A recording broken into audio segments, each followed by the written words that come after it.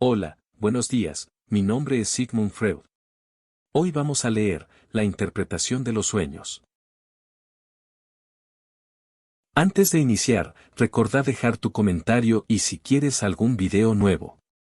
Bueno, comencemos con estímulos y fuentes del sueño. 1. Los estímulos sensoriales exteriores. 2. Excitación sensorial interior, subjetiva. 3. Estímulo corporal interno, orgánico. 4. Fuentes psíquicas de estímulo. Estímulos y fuentes del sueño.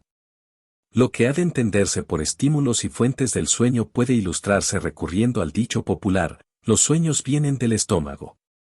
Tras la fachada de estos conceptos se oculta una teoría que aprehende los sueños como la consecuencia de una perturbación en el dormir. No se habría soñado si algo perturbante no hubiera surgido en el dormir, y el sueño es la reacción frente a esa perturbación. Las elucidaciones sobre las causas que provocan los sueños ocupan el mayor espacio en las exposiciones de los autores. De suyo se entiende que el problema solo pudo plantearse después que el sueño pasó a ser objeto de la indagación biológica. Los antiguos, para quienes el sueño era un envío divino, no necesitaban buscarle fuente estimuladora ninguna, de la voluntad del poder divino o demoníaco brotaba el sueño, y del saber o del propósito de aquel, su contenido. Para la ciencia se plantea enseguida esta cuestión, el estímulo de los sueños es siempre el mismo o puede ser múltiple. Y esto lleva a preguntarse si la explicación causal del sueño compete a la psicología o más bien a la fisiología. La mayoría de los autores parecen suponer que las causas de la perturbación en el dormir, y por tanto las causas del soñar, pueden ser de diverso tipo, y que tanto estímulos corporales cuanto excitaciones anímicas pueden desempeñar un papel en la excitación de los sueños. Las opiniones están muy divididas en la preferencia por una u otra de las fuentes del sueño y en el establecimiento de una jerarquía entre ellas de acuerdo con la importancia que revisten para la génesis de los sueños. Donde el recuento de las fuentes del sueño es completo, resultan en definitiva 4 clases, que también se han utilizado para la clasificación de los sueños mismos. 1. Excitación sensorial exterior, objetiva. 2. Excitación sensorial interior, subjetiva. 3. Estímulo corporal interno, orgánico. Y 4. Fuentes de estímulo puramente psíquicas. Los estímulos sensoriales exteriores. El joven Strumpel, hijo del filósofo cuya obra sobre los sueños ya nos ha servido varias veces de guía en los problemas oníricos, ha comunicado, como se sabe, la observación de un enfermo que adolecía de anestesia general de la piel y parálisis de varios de los órganos superiores de los sentidos. Cuando se obstruían a este hombre las pocas vías sensoriales que aún tenía expeditas, se dormía. Y todos nosotros, cuando queremos dormirnos, solemos procurar una situación semejante a la del experimento de Strumpel. Cerramos las vías sensoriales más importantes, los ojos, y buscamos apartar de los otros sentidos todo estímulo o toda alteración de los estímulos que actúan sobre ellos. Nos dormimos entonces, aunque no logremos del todo nuestro propósito. No podemos mantener completamente alejados los estímulos de nuestros órganos sensoriales, ni suprimir por completo la excitabilidad de estos. El hecho de que estímulos más fuertes nos despierten en cualquier momento demuestra que, también durante el sueño el alma se mantiene continuamente ligada con el mundo exterior al cuerpo. Los estímulos sensoriales que nos llegan durante el dormir muy bien pueden convertirse en fuentes de sueños. De esos estímulos existe una larga serie, desde aquellos que el estado del dormir trae consigo inevitablemente o que ha de admitir en ocasiones, hasta el casual estímulo despertador, idóneo para poner fin al dormir o destinado a eso. Una luz más intensa puede herir los ojos, un ruido hacerse perceptible o una sustancia olorosa excitar la membrana pituitaria. Mientras dormimos, un movimiento involuntario puede destapar partes de nuestro cuerpo, y así exponernos a una sensación de enfriamiento, o bien con un cambio de posición producimos en nosotros mismos sensaciones de presión o de contacto. Un mosquito puede picarnos o un pequeño accidente nocturno asediar al mismo tiempo varios de nuestros sentidos. Los observadores han reunido toda una serie de sueños en los cuales el estímulo que se comprobó al despertar y un tramo del contenido del sueño concuerdan tan bien que puede reconocerse en el estímulo la fuente del sueño. Cito aquí, siguiendo a Jessen, 1855, páginas 527 a 8, una selección de esos sueños cuyo origen puede rastrearse hasta una estimulación sensorial objetiva, más o menos accidental. Todo ruido percibido de manera imprecisa suscita imágenes oníricas correspondientes, el estampido del trueno nos sitúa en medio de una batalla, el canto de un gallo puede transformarse en el grito angustioso de un hombre, el chirriar de una puerta provocará sueños sobre ladrones que penetran en nuestra casa. Cuando durante la noche nos destapamos, soñamos quizá que vagamos desnudos o que hemos caído al agua. Si nos ponemos de través en la cama y nuestros pies sobresalen de su borde, quizás soñemos que estamos parados al borde de un espantable abismo o bien que nos despeñamos desde una escarpada altura. Si por azar nuestra cabeza queda debajo de la almohada, entonces una gran roca penderá sobre nosotros amenazando sepultarnos bajo su mole. Acumulaciones de semen producen sueños voluptuosos, y dolores locales la idea de ser maltratado, de ataques hostiles o de heridas que nos infligen en el cuerpo. Meyer, 1758, página 33, soñó cierta vez que era atacado por unas personas que lo arrojaban al suelo, tendiéndolo de espaldas, y allí lo clavaban mediante una estaca que le pasaron entre el dedo gordo del pie y el siguiente. Mientras se representaba esto en el sueño, despertó y pudo ver que tenía una pajuela entre esos dedos. Y el mismo Meyer, según Jennings, 1784, página 258, en otra ocasión en que la camisa de dormir le oprimía el cuello con cierta fuerza, hubo de soñar que lo ahorcaban. Hofbauer, 1796, página 146, soñó en su juventud que caía desde un alto muro, y al despertar observó que el armazón de su cama se había descuajeringado y él había caído realmente. Gregory cuenta que cierta vez, al acostarse, puso a los pies de la cama un frasco con agua caliente, y después en sueños hizo una expedición a la cumbre del Etna donde el suelo calcinante se le hacía casi insoportable. Otro, después de ponerse una cataplasma sobre la cabeza, soñó que una banda de indios le arrancaban el cuero cabelludo. Un tercero, que se durmió con la camisa húmeda, creyó ser arrastrado por un río. Un ataque de podagra, sobrevenido mientras dormía, hizo creer a un enfermo que estaba en poder de la Inquisición y le daban tormento en el potro, Macnish, 1835, página 40. El argumento basado en la semejanza entre estímulo y contenido del sueño puede reforzarse cuando se logra producir en un durmiente, aportándole estímulos sensoriales de acuerdo con un plan, los sueños que corresponden a esos estímulos. Según Macnish, Locksit, en Jessen, 1855, página 529, ya los Giraud de Beausarenges hicieron tales experimentos, 1848, página 55. Dejó sus rodillas destapadas y soñó que viajaba de noche en una diligencia. Observó después, acerca de esto, que los viajeros conocen muy bien el frío que se siente de noche en las rodillas cuando se viaja en diligencia. Otra vez dejó al descubierto la parte posterior de su cabeza y soñó que asistía a una ceremonia religiosa al aire libre.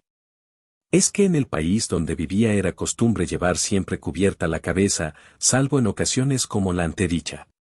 Maury, 1878, páginas 154 a 6, comunica nuevas observaciones de sueños producidos en el mismo, una serie de otros experimentos no arrojó resultado alguno.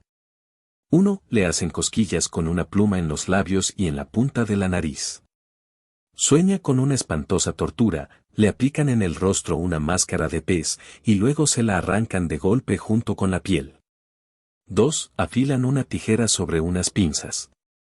Oye sonar campanas, después tocan a rebato y se ve trasladado a las jornadas de junio de 1848.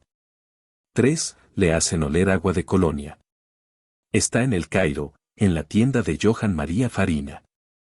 Siguen locas aventuras, que él no puede reproducir. 4. Le pellizcan ligeramente en la nuca. Sueña que le ponen una cataplasma y piensa en un médico que lo trató cuando niño. 5. Acercan a su rostro un hierro al rojo. Sueña con los Schoufers, que se han infiltrado en la casa y obligan a los moradores a entregar su dinero introduciendo los pies de sus víctimas en el brasero encendido. Después aparece la duquesa de Abrantes, cuyo secretario es el ensueños. 8. Le vierten una gota de agua sobre la frente. Está en Italia, suda copiosamente y bebe el vino blanco de Orvieto. 9. A través de un papel rojo le proyectan repetidas veces la luz de una bujía. Sueña con el tiempo, hace calor y vuelve a encontrarse en medio de una tormenta que soportó una vez en el Canal de la Mancha. Otros intentos de producir sueños experimentalmente se deben a de Hervey, 1867, páginas 268 a 9 y 376 a 7, Wigand 1893, y otros. Muchos autores han observado la extraordinaria habilidad con que el sueño entreteje en sus producciones una impresión repentina proveniente del mundo sensorial, convirtiéndola en una catástrofe que se ha ido preparando poco a poco. Hildebrandt, 1875, página 36. En mi juventud, cuenta este autor, me servía a veces de un reloj despertador para levantarme con regularidad a una hora determinada. 100 veces me sucedió que el sonido de este instrumento quedó integrado en un sueño en apariencia muy largo y coherente, como si todo el sueño hubiera sido una preparación para ese suceso y en él encontrara su culminación lógicamente inevitable. Citaré luego, con otro propósito, 3 de estos sueños de despertar.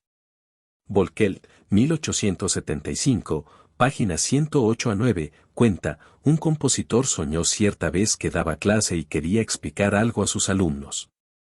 Después de hacerlo, se dirigió a uno de los jóvenes y le preguntó, ¿me has comprendido?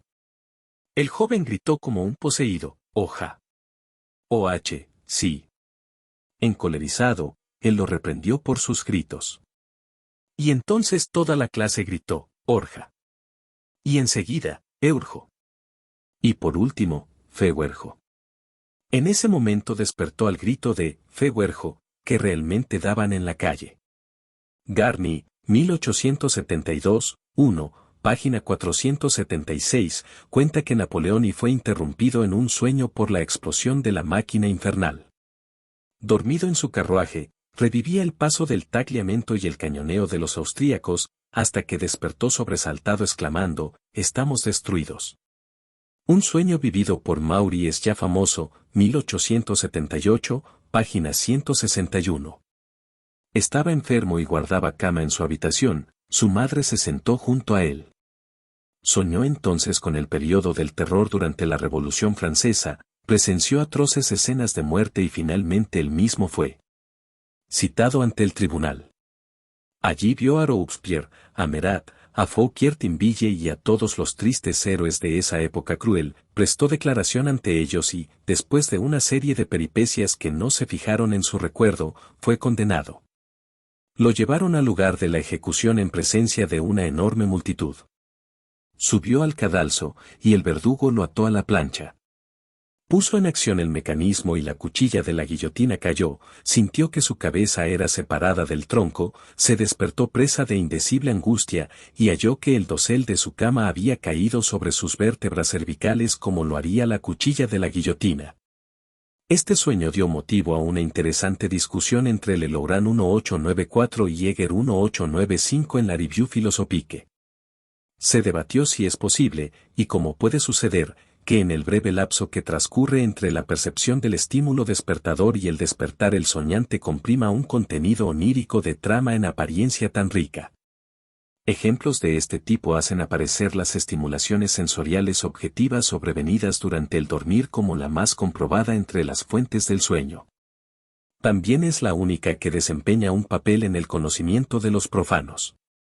Si preguntamos a una persona culta, pero no familiarizada con la bibliografía sobre el sueño, por el modo en que se producen los sueños, sin duda responderá mencionando un caso de su conocimiento en que un sueño pudo explicarse por un estímulo sensorial objetivo reconocido al despertar. Pero la consideración científica no puede detenerse aquí, para ella es motivo de ulteriores indagaciones la observación de que el estímulo que impresiona los sentidos durante el dormir no emerge en el sueño en su figura real, sino que es reemplazado por alguna otra representación que mantiene con él una relación cualquiera. Ahora bien, esa relación que liga el estímulo con el resultado del sueño es, en las palabras de Maury, una affinité quelconque, más qui ne est pas unique et exclusive, 1853, página 72. Transcribamos, por ejemplo, 3 de los sueños de despertar de Hildebrandt, 1875, páginas 37 a 8, no podremos menos que preguntarnos después por qué el mismo estímulo produjo resultados oníricos tan diversos, y por qué precisamente estos.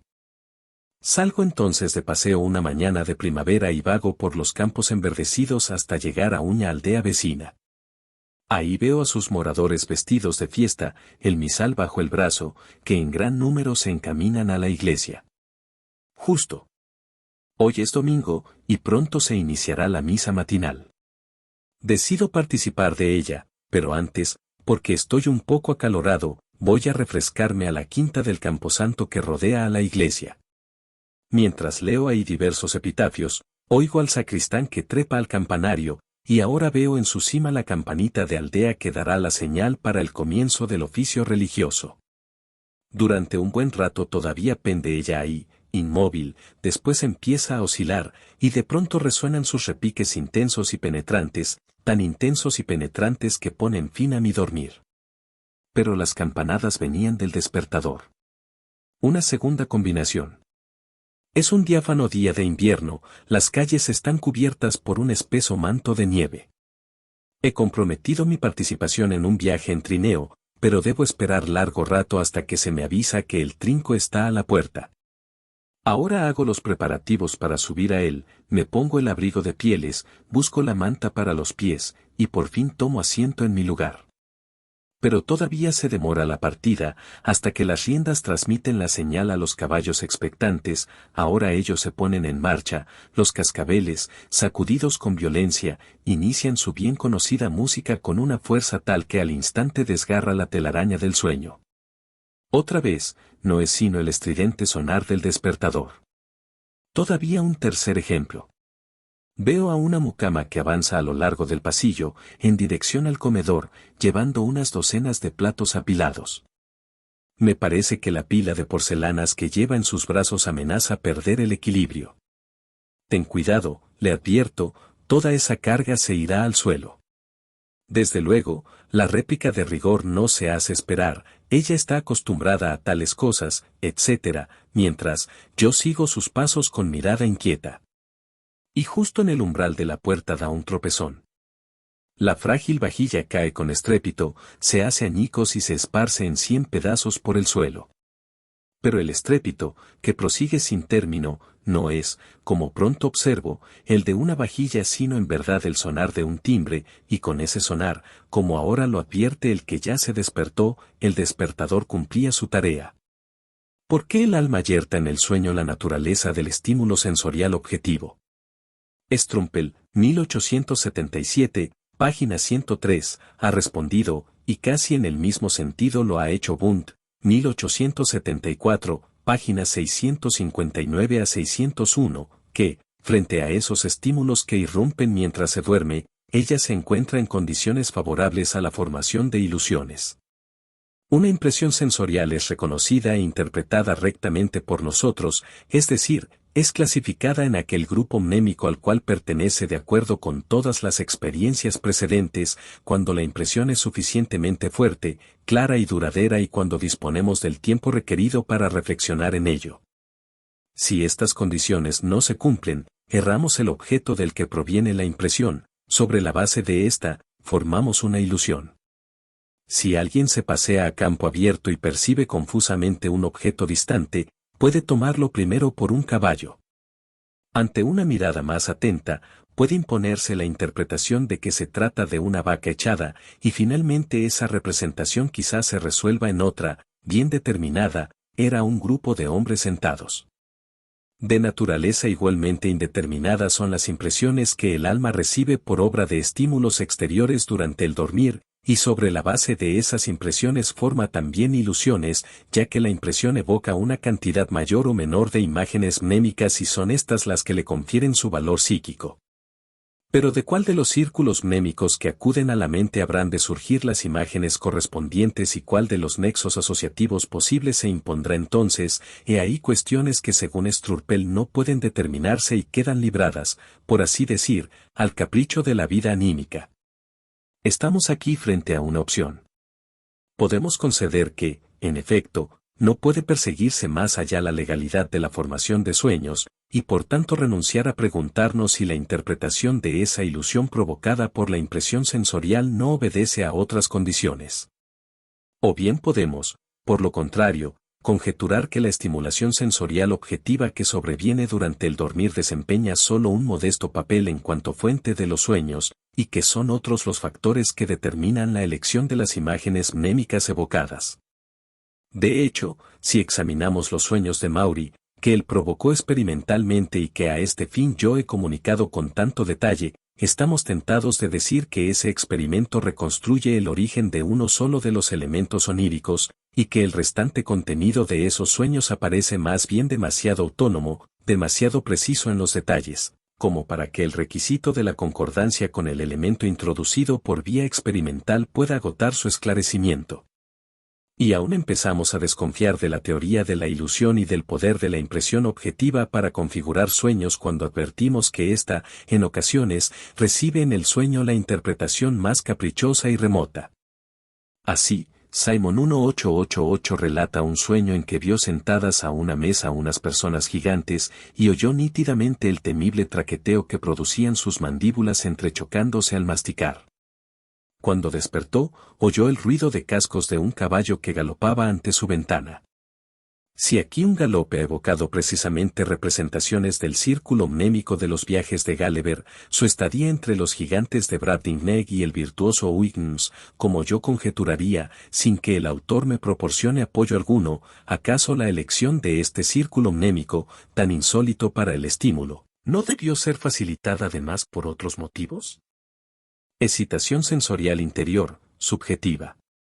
A pesar de esas objeciones, es preciso conceder que el papel de las excitaciones sensoriales objetivas sobrevenidas durante el dormir ha quedado establecido de manera indiscutible en cuanto fuente del sueño, y si estos estímulos, por su naturaleza y su frecuencia, parecen quizás insuficientes para explicar todas las imágenes oníricas, lo indicado será buscar otras fuentes del sueño, pero que operen de manera análoga.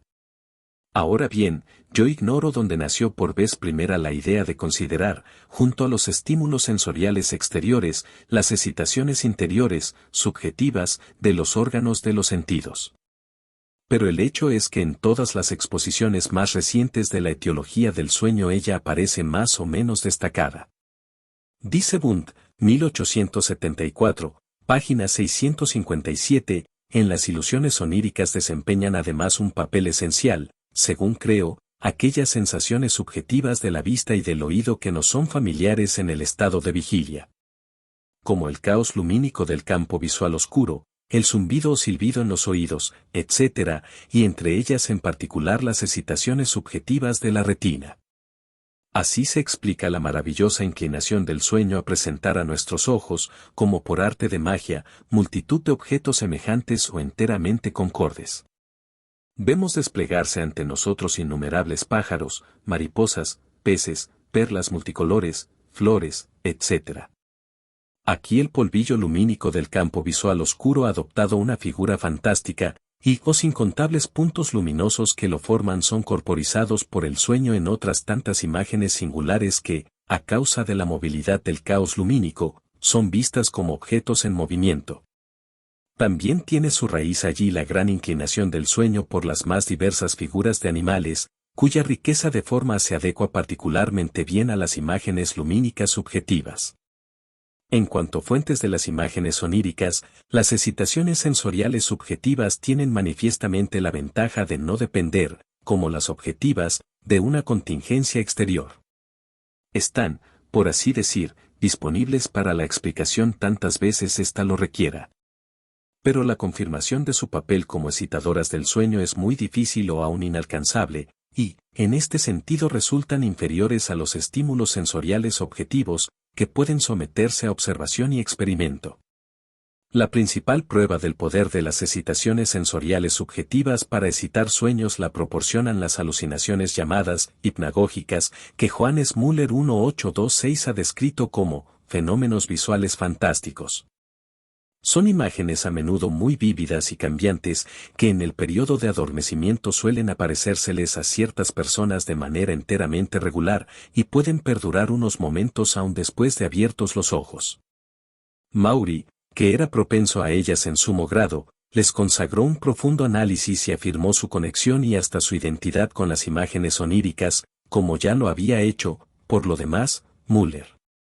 Para que surjan, dice Maury, se requiere una cierta pasividad anímica, una disminución del esfuerzo de atención, 1878, páginas 59 a 60. Pero, si se tiene la disposición, basta caer por un segundo en ese letargo para ver una alucinación hipnagógica, después de la cual el sujeto quizás se despabilará, y este juego puede repetirse muchas veces hasta que el dormir le pone término. Y si el despertar no sobreviene mucho tiempo después, es frecuente, según Maury, que puedan identificarse en el sueño las mismas imágenes que antes de dormir se habían aparecido como alucinaciones hipnagógicas. Así le sucedió a Maury cierta vez con una serie de figuras grotescas, de rostros deformados y extraños peinados, que le habían importunado con increíble pertinacia antes de dormirse y con las cuales, una vez despierto, recordó haber soñado. Otra vez, en que sentía hambre porque se había sometido a una dieta estricta, vio hipnagógicamente una fuente y una mano armada con tenedor que tomaba alimentos de ella. En sueño se vio ante una mesa ricamente puesta y oyó el ruido que hacían los comensales con sus tenedores. En otra ocasión, en que se durmió con una dolorosa inflamación de los ojos, tuvo la alucinación hipnagógica de pequeñísimos, microscópicos signos que debía descifrar por sí solo con gran esfuerzo. Después de una hora despertó, y recordó un sueño en que aparecía un libro abierto de caracteres diminutos que él había debido leer trabajosamente. A semejanza de estas imágenes, también alucinaciones auditivas de palabras, nombres, etc., pueden emerger hipnagógicamente y después repetirse en el sueño como una obertura que anuncia los leitmotiv de la ópera de la cual es el comienzo. Por los mismos senderos que Müller y Maury transita un observador más reciente de las alucinaciones hipnagógicas, Getrambel Lad 1892. Mediante ejercitación, consiguió arrancarse bruscamente del dormir, sin abrir los ojos, entre 2 y 5 minutos después que se había dormido poco a poco, tuvo así la ocasión de comparar las sensaciones de la retina que acababan de borrarse con las imágenes oníricas que sobrevivían en el recuerdo. Asegura que en todos los casos puede reconocerse una íntima relación entre ambas, de tal modo que los puntos y líneas luminosos de la luz interior de la retina aportan, por así decir, el esbozo, el esquema para las figuras oníricas percibidas psíquicamente. Por ejemplo, a un sueño en que vio frente a sí líneas claramente impresas que él leía y estudiaba, correspondía una disposición de los puntos luminosos de la retina en líneas paralelas. Para decirlo con sus palabras, la página claramente impresa que él leyó en el sueño se resolvía en un objeto que su percepción de vigilia había aprehendido como un fragmento de una hoja realmente impresa que se mirase desde una distancia excesiva, y a través de un agujerito practicado en un papel para divisarla mejor. La dopina, sin desdeñar por otra parte el aspecto central, cerebral, del fenómeno, que difícilmente nos sobrevenga un sueño visual que no se apoye en el material provisto por los estados interiores de excitación de la retina. Esto es válido en particular para los sueños que sobrevienen poco después de dormirse en una habitación oscura, mientras que en los sueños de la mañana, próximos al despertar, la luz objetiva que impresiona los ojos en la habitación iluminada constituiría la fuente de estímulo. Al carácter cambiante y susceptible de mutaciones infinitas, de la excitación lumínica interior corresponde, precisamente, ese incesante flujo de imágenes que nuestros sueños proyectan ante nosotros. Si damos crédito a las observaciones de Ladd, no se podrá tener en poco la fecundidad de esta fuente subjetiva de estímulos para el sueño, pues las imágenes visuales constituyen, como es sabido, el ingrediente principal de nuestros sueños. La contribución de los otros ámbitos sensoriales, aun el auditivo, es de menor importancia e inconstante. Estímulo corporal interno, orgánico. Ahora que nos disponemos a buscar las fuentes del sueño dentro del organismo, y no fuera de él, debemos recordar que casi todos nuestros órganos interiores, que en estado de salud apenas nos dan noticia de su existencia, en los estados de afección, como solemos decir, o en las enfermedades se convierten para nosotros en fuente de sensaciones casi siempre penosas y, como tales, equiparables a aquellos excitadores externos que nos provocan dolor y sensaciones Muy antiguas son las experiencias que llevaron a Strumpel, por ejemplo, a sostener, 1877, página 107, el alma alcanza en el dormir una conciencia sensitiva mucho más profunda y vasta de su corporeidad que en la vigilia, y se ve precisada a recibir y dejar que operen en ella ciertas impresiones de estímulos provenientes de partes y alteraciones de su cuerpo de los que nada sabía en la vigilia. Ya Aristóteles declaró muy posible que en los sueños se reparase en estados patológicos incipientes, no advertidos todavía en la vigilia, en virtud del agrandamiento de las impresiones por el sueño, y autores médicos que por sus concepciones distan mucho de creer en un don profético de los sueños han admitido ese significado del sueño, al menos en cuanto al anuncio de enfermedades. C.F. P. M. Simon, 1888, página 31, y muchos otros autores. Parece que ni siquiera en tiempos recientes faltan ejemplos creíbles de tales rendimientos diagnósticos del sueño. Por ejemplo, Tessier, 1898, páginas 62 a 3, relata, siguiendo a Artigues, 1884, página 43, la historia de una mujer de 43 años, en apariencia totalmente sana, que durante algunos años fue frecuentada por sueños de angustia y en quien el examen médico pudo descubrir después una incipiente afección cardíaca, que pronto hubo de llevarla a la tumba. Es manifiesto que, en toda una serie de personas, perturbaciones bien precisas de los órganos internos operan como excitadoras de sueños. Los autores coinciden en señalar la frecuencia de los sueños de angustia en enfermos que padecen afecciones cardíacas y pulmonares. Más aún, este vínculo con la vida onírica ha sido tan destacado que puedo limitarme a mencionar la bibliografía, Radestock, 1879, página 70, Spitaa, 1882, páginas 241 a 2, Maury, 1878, páginas 33 a 4, Simon 1888, Tessier, 1898, página 66. Tessier llega a decir que los órganos enfermos imprimen el sello característico sobre el contenido del sueño. Los sueños de cardíaco suelen ser muy breves y terminan con un despertar aterrorizado. En su contenido, casi siempre desempeña un papel la situación de la muerte en circunstancias crueles. Los enfermos del pulmón sueñan con ahogos, opresiones, huidas, y en número notable están expuestos a la conocida pesadilla que, por lo demás, Borner 1855 pudo provocar experimentalmente poniendo boca abajo al durmiente u obstruyendo sus vías respiratorias. En el caso de perturbaciones digestivas, el sueño contiene representaciones tomadas del círculo del goce y del asco. Por último, la influencia de la excitación sexual sobre el contenido de los sueños es bien notoria en la experiencia de todos los individuos y presta el mayor apoyo a toda la doctrina de la excitación de los sueños por estímulo orgánico. Si se estudia la bibliografía sobre el sueño, tampoco puede ignorarse que algunos de los autores, Maury, 1878, páginas 451 a 2, Wigand, 1893, se vieron movidos a ocuparse de los problemas oníricos por la influencia que sus propios estados patológicos ejercían sobre el contenido de sus sueños. Si bien estos hechos han quedado indudablemente establecidos, el incremento en el número de fuentes del sueño que de ellos resultan no es tan importante como pudiera creerse. Ocurre que el sueño es un fenómeno que aparece en las personas sanas, quizá todas las noches, y la enfermedad de órgano no se cuenta, manifiestamente, entre sus condiciones indispensables. Ahora bien, nosotros no queremos saber a qué se deben ciertos sueños particulares, sino cuáles pueden ser las fuentes de estímulo para los sueños habituales de personas normales.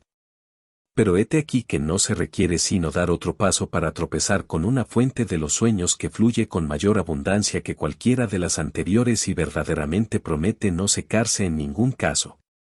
Si está bien comprobado que el interior del cuerpo pasa a ser, en estados patológicos, fuente de estímulos oníricos, y si admitimos que, durante el dormir, el alma, apartada del mundo exterior, puede prestar mayor atención al interior del cuerpo, hay razones para suponer que los órganos no necesitan estar enfermos para provocar en el alma durmiente excitaciones que de algún modo se convierten en imágenes oníricas.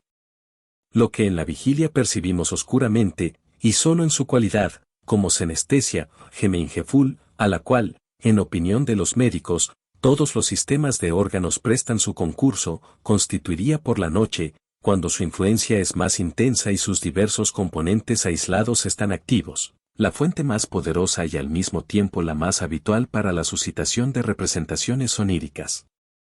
No restaría entonces sino investigar las reglas que siguen los estímulos de órgano al transponerse en representaciones oníricas. Llegamos con esto a la teoría sobre la génesis de los sueños preferida por todos los autores médicos. La oscuridad en que el núcleo de nuestro ser, el moi esplanchique, yo esplácnico, como lo llama Tissier, 1898, página 23, se oculta a nuestra inteligencia y la oscuridad de la génesis del sueño se corresponden tan bien una a la otra que no se puede menos que relacionarlas. La argumentación que convierte a las sensaciones vegetativas de órgano en formadoras del sueño tiene además para el médico este atractivo, permite unificar la etiología del sueño y la de las perturbaciones mentales, que en su manifestación muestran tantas coincidencias. En efecto, las alteraciones de la senestesia y los estímulos provenientes de los órganos internos acusan también considerable importancia en la génesis de la psicosis. Por eso no es asombroso que la teoría del estímulo corporal pueda hacerse remontar a más de un creador, que la expuso de manera autónoma. Para muchos autores fue decisiva la argumentación desarrollada por el filósofo Schopenhauer en 1851. La imagen del mundo nace en nosotros porque nuestro intelecto moldea las impresiones que le vienen desde fuera en las formas del tiempo, el espacio y la causalidad. Los estímulos que parten del interior del organismo, del sistema nervioso simpático, se exteriorizan durante el día a lo sumo en una influencia inconsciente sobre nuestro talante. Pero de noche, cuando se acalla el efecto ensordecedor de las impresiones diurnas, las impresiones que surgen del interior pueden atraer la atención, del mismo modo que por la noche oímos el murmullo de las fuentes que el alboroto del día vuelve imperceptible. Pero, ¿de qué otra manera reaccionará el intelecto frente a esos estímulos, si no es cumpliendo la función que le es propia? Por tanto, transformará los estímulos en figuras que ocupan tiempo y espacio, que se mueven siguiendo el hilo de la causalidad, y así nace el sueño. C.F. Schopenhauer, 1851b, 1, páginas 249 y 6.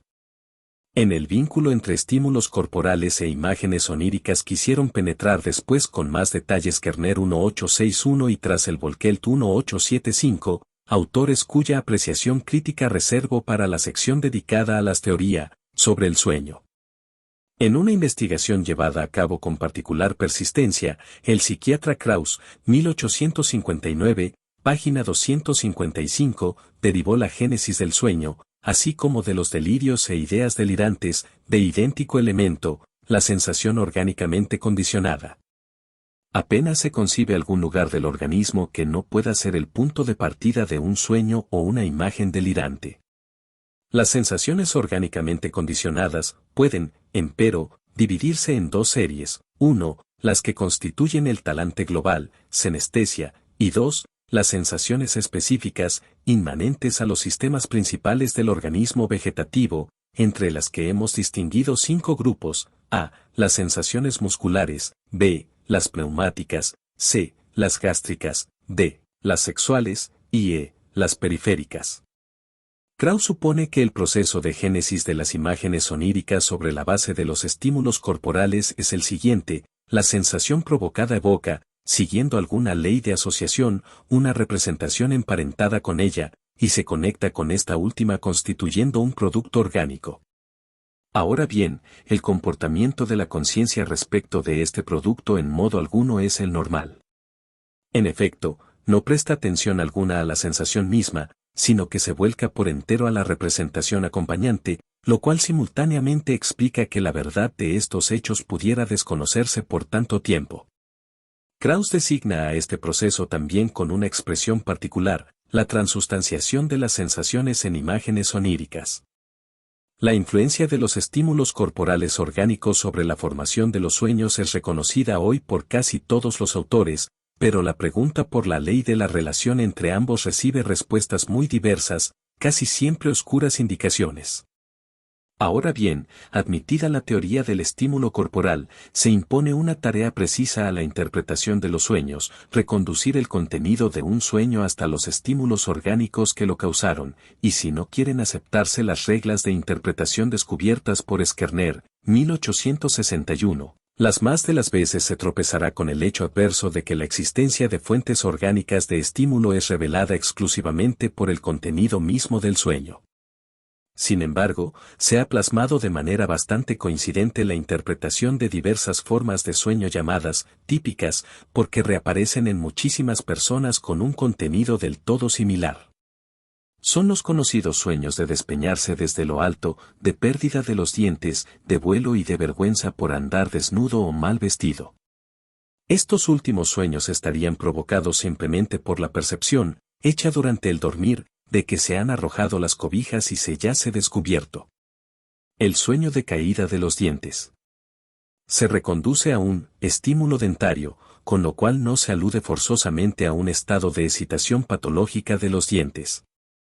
El sueño de vuelo es, según Strumpel, 1877, página 119, la imagen de que se sirve adecuadamente el alma para interpretar el quantum de estímulo producido por el ascenso y descenso de los lóbulos pulmonares, cuando al mismo tiempo la sensibilidad cutánea del tórax ha descendido ya a un estado de no conciencia. Y esta última circunstancia ofrece la sensación que se conecta con la representación del estar suspendido.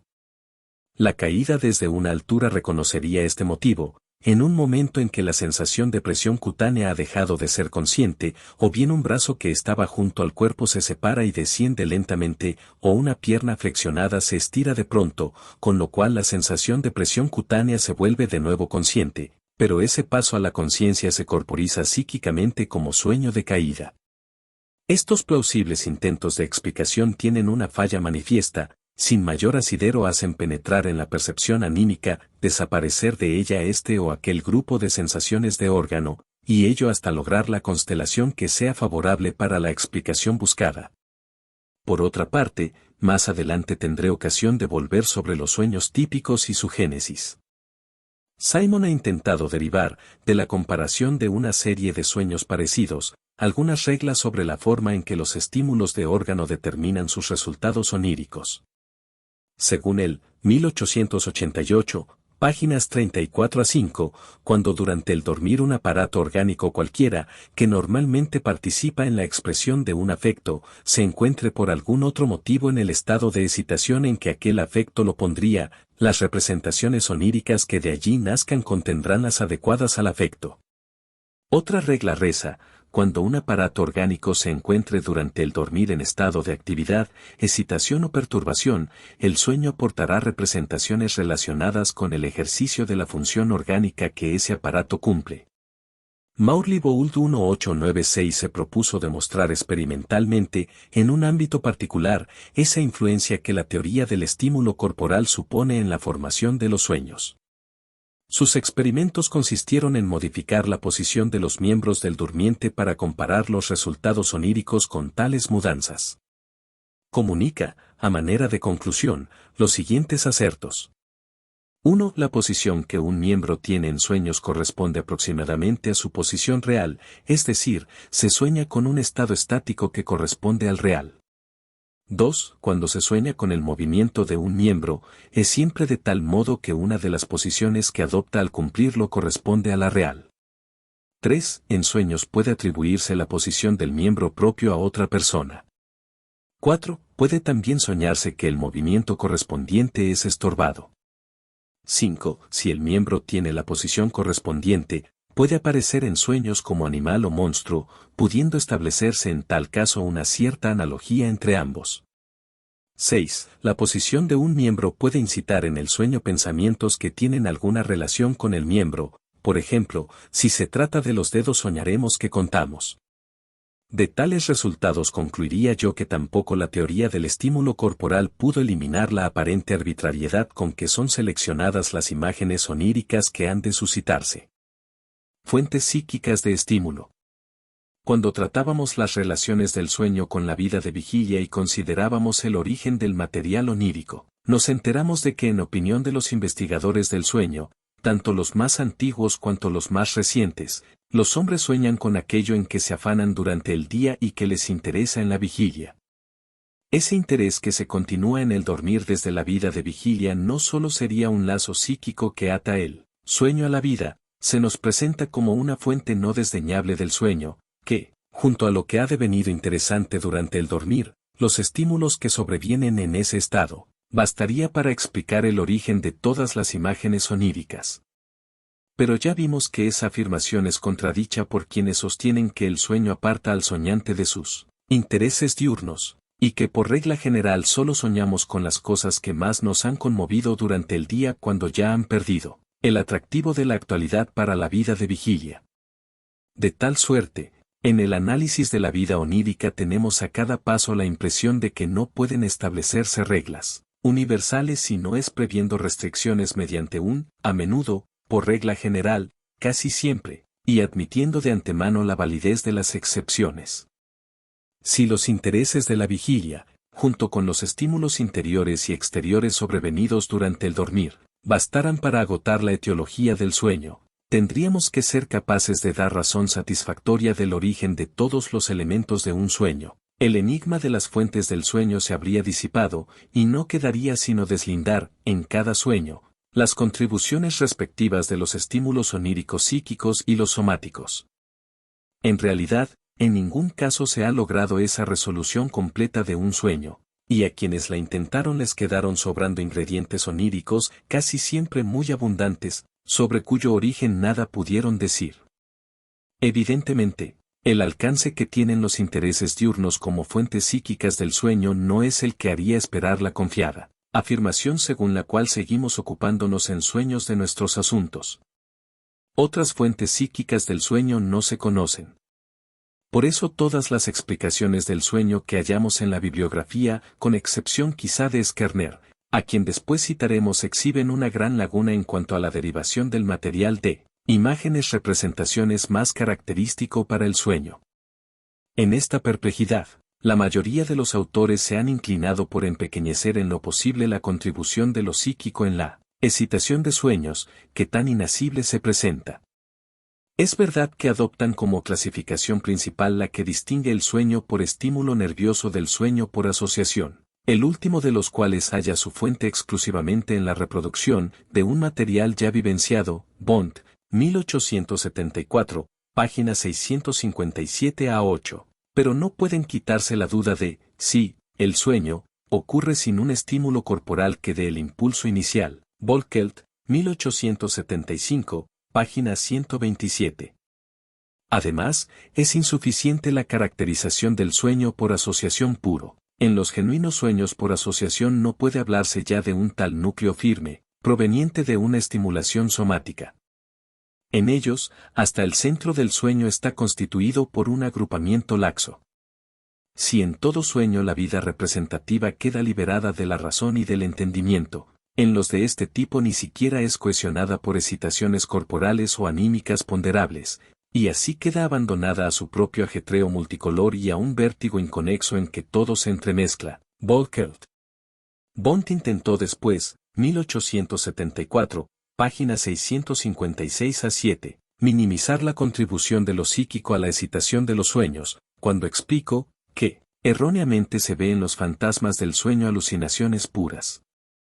Es probable que la mayoría de las representaciones oníricas sean en realidad ilusiones, en cuanto provienen de las impresiones sensoriales apenas perceptibles, que nunca se extinguen del todo durante el dormir. Wigand hizo suyo este punto de vista y lo generalizó, 1893, página 17. Respecto de todas las representaciones oníricas afirma que su causa más próxima son estímulos sensoriales, a los que después se añaden asociaciones reproductivas.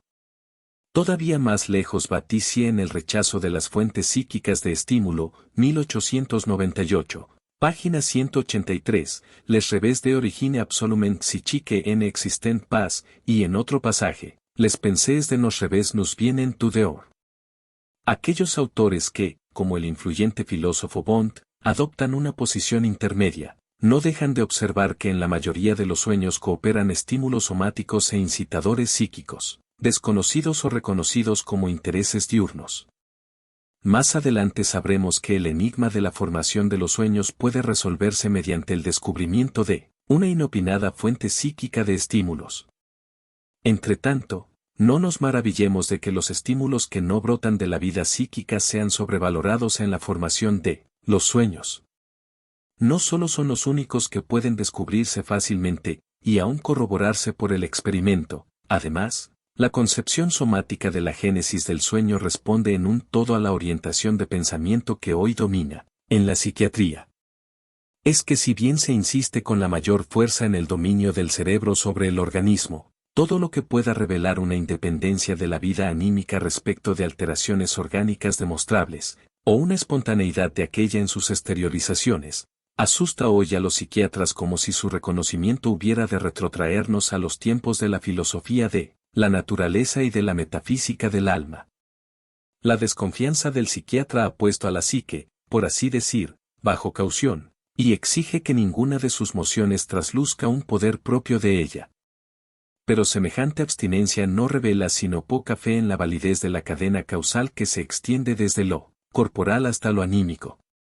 Aún allí donde la investigación permite reconocer en lo psíquico la ocasión primaria de un fenómeno, un estudio más profundo sabrá descubrir, en cada caso, la continuación del camino que lleva hasta la fundamentación orgánica de lo psíquico.